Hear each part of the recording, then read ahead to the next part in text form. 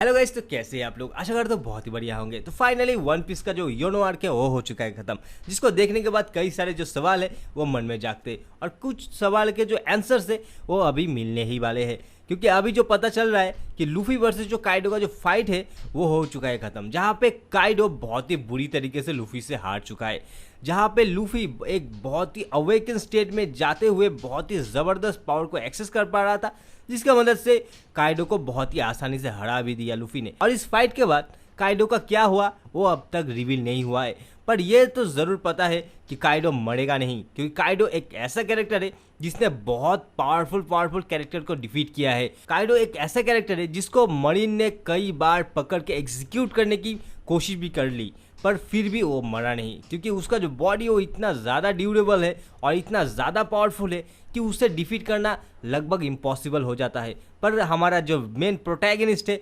उसने इसे डिफीट कर लिया, लूफी ने इसे डिफीट कर लिया। और ये भी साबित हो जाता है कि जो गॉड फ्रूट है उसका जो पावर है वो ज़्यादा, बहुत ही ज़्यादा होता है किसी ऑर्डिनरी डेविल फ्रूट के मुकाबले, जो हमें रिवील भी हो चुका है, जो हमें देखने को भी मिलता है इस पूरे जो योनो आर्क में, जहाँ पे लूफी बहुत ही अच्छी तरीके से अपना जो डेविल फ्रूट है, निका डेविल फ्रूट, जो एक ह्यूमन फ्रूट मॉडल निका, जो गॉड ऑफ सन का जो पावर है, बहुत ही अच्छी तरीके से पावर को यूज़ करके काइडो को डिफीट कर दिया है। पर इस पावर को यूज़ करना बहुत ही ज़्यादा रिस्की है, क्योंकि इस पावर को यूज़ करने से काफ़ी ज़्यादा बॉडी को हार्म करता है और बॉडी को अपने लिमिट तक लेकर जाता है, जहाँ पे हमें देखने को भी मिलता है। अगर आप मांगा को फॉलो करते हैं तो आपने देखा भी होगा कि लूफी का अपना पावर जो यूज़ करता है उसके वजह से वो उसका जो एज है वो बहुत ही ज़्यादा बढ़ रहा था। थोड़ा बहुत तो हमें हिंट मिल ही जाता है कि लूफी का जो डेविल फ्रूट है वो पावरफुल होने के साथ साथ काफ़ी ज़्यादा डेंजरस भी होगा, और इस वजह से इसका जो पावर बैकलेश होगा वो बहुत ही ज़्यादा होगा, जो हमें देखने को भी मिलेगा डाउन द लाइन सीरीज़ में। और एक चीज़ जो इस चैप्टर में बहुत ही ज़्यादा एक्साइटिंग था वो था एक नया अपेरेंस, जो है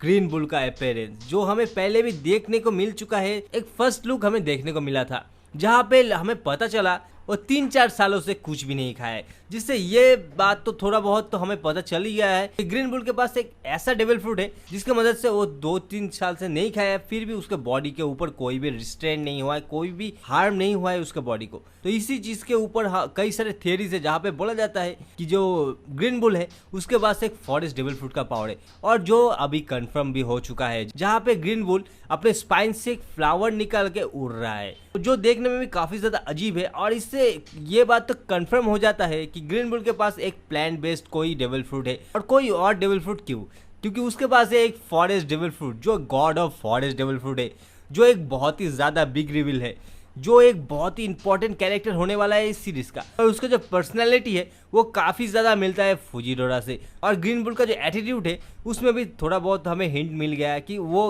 अकाइनो का जो बात है उससे ज़्यादा भाव नहीं देता है, जो हमें देखने को भी मिल रहा है मांगा में। और एक बिग रिवील जो हमें मांगा में देखने को मिलता है इस चैप्टर में, जो है जॉय बॉय एंड रियोमा का जो कनेक्शन है, क्योंकि यहाँ पे कंफर्म कर दिया गया है कि रियोमा एंड जॉय बॉय एक ही टाइम पीरियड के थे और जॉय बॉय एंड रियोमा राइवल थे। तो इस चीज़ से कई सारे थियरीज बनते हैं। जॉय बॉय का जो विल है वो इनहेरिट कर चुका है लूफी, तो रियोमा का क्या, क्योंकि रियोमा एक ऐसा कैरेक्टर है जिसका विल भी किसी ना किसी ने तो इनहेरिट किया ही होगा, जहाँ पे नाम आता है जोरो का, क्योंकि रियोमा का जो फेवरेट जो ब्लेड है सासुई, वो बहुत ही ज़्यादा लंबे टाइम के लिए जोरो के पास था। बहुत ही ज़्यादा ऑसम हो गया था जोरो इस स्वॉर्ड को यूज़ करके। बाद में जोरो ने इस स्वॉर्ड को लौटा दिया था योनो कंट्री को, पर फिर भी लूफी एंड जोरो का जो कैरेक्टर है वो काफ़ी ज़्यादा राइवलरी वाला कैरेक्टर है, जो हमें देखने को भी मिलता है सीरीज में। और फाइनली एक बहुत ही इंपॉर्टेंट जो चीज़ रिवील होने वाला है अभी, वो है बाउंटी, एंड नया जो बाउंटी है वो भी इशू हो चुका है।